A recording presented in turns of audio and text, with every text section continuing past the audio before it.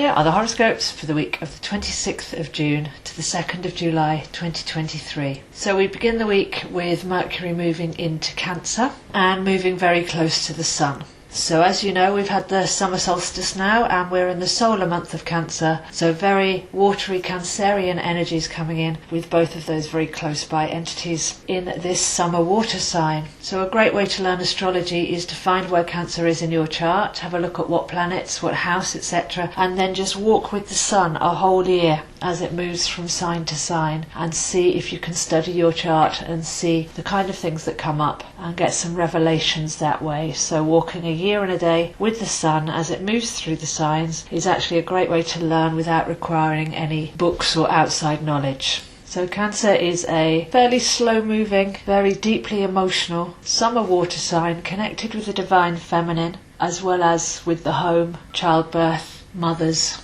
everything that holds and nurtures. And yet as a cardinal sign, Cancer can actually be quite forceful and sometimes controlling. So every sign has its benefits and challenges, but any issues coming up around the home, the mother, children, setting a balance between nurture and smothering. You know, they say if you love someone, set them free. Are we actually able to have those loving, deep emotions while still allowing somebody else their personal freedom?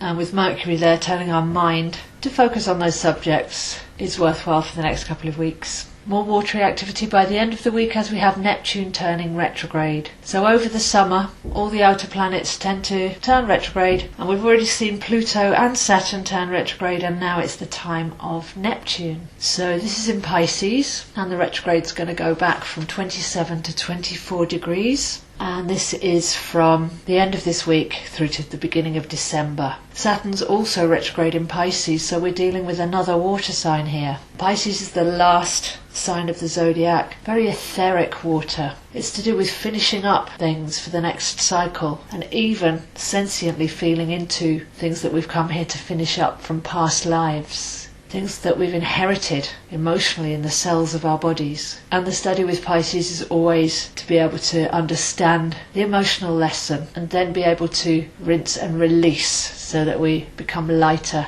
and freer rather than carrying a lot of density and baggage forwards. So we spoke about Saturn a couple of weeks ago, finding our core strength and setting our inner boundaries. Now with Neptune, the ruler of Pisces, things are going to get very nebulous. This is something that happens every year, and for the last 14 years or so Neptune has been in Pisces, so it'll be nothing unusual, but our dreams might be more activated, we might be more tuned in to past life resonances or an awareness of what we're carrying forward from our ancestral lineage or from our direct inheritance from the mother. An opportunity here to really get into contact with the emotional intelligence of ourselves, our memory, what we're holding on to, and whether it's serving us. Neptune, like a tuning fork, is aware of our ability to tune in, to raise our frequency, our conscious awareness, be able to reach beyond the five senses into the invisible realms. So intuition is very heightened, and genuine knowing, which can be felt in our bodies. You may notice your psychic abilities are enhanced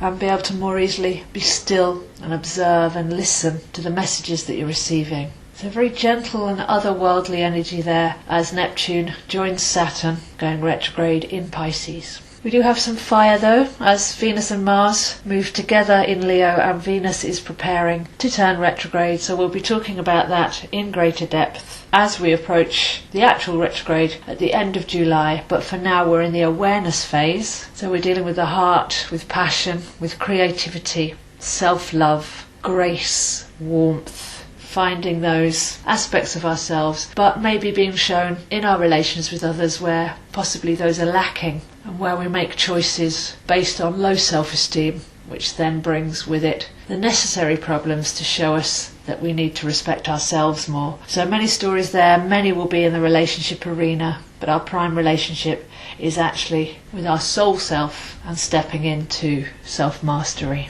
So water and fire there, Sun and Mercury in Cancer, nourishing summer, divine feminine energy, Saturn and Neptune retrograde in Pisces, spiritual etheric water, and Venus and Mars in the heart of Leo, warming us up and lighting the way to show us how to create brighter lives for ourselves. So I do recommend that you print your chart out, write all the signs around the edge, write down the names of all the planets, all the elements, because this is the kind of information that can just slowly become obvious to you. You actually already know it, and you're just waking up to be able to read a few of the signs and symbols. Then when I say if you want to see where this is happening for you, you'll understand what I'm saying with regards to what the houses mean and whether you've got birth planets there or any aspects to them. So it's a layered form of learning. I do teach it in a very structured and intuitive way, and it is something that you can pick up and learn for yourself as well. All it takes is an interest, an open mind,